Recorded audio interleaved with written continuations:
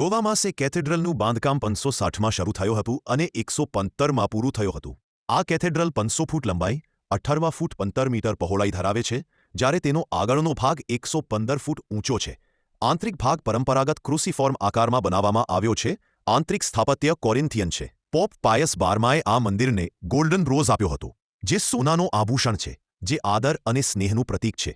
ત્યારથી આ આભૂષણ સેન્ટ ફ્રાન્સિસ ઝેવિયરની કબર પર મૂકવામાં આવ્યો છે. મુલાકાતીઓએ મુખ્યવેદી ઉપરના ભવ્ય રેરેરો જોવાનું ધ્યાન રાખવું જોઈએ, જેના 6 સોનાના પેનલ સેન્ટ કેથરીનના જીવનનું ચિત્રણ કરે છે. 15 કોમ્યુનિયન ટેબલ, જે our lady of three needs, our lady of hope અને અવર લેડી ઓફ એંગ્વિશને સમર્પિત છે, અને બાપ્તિસ્મલ ફોન્ટ 1532માં બનાવવામાં આવ્યો હતું, જેનો ઉપયોગ સેન્ટ ફ્રાન્સિસ ઝેવિયર દ્વારા ધર્માંતરિત લોકોને બાપ્તિસ્મા આપવા માટે કરવામાં આવ્યો હતો, જ્યાં 1919માં ખ્રિસ્તનું દર્શન થયું હોવાનું કહેવાય છે.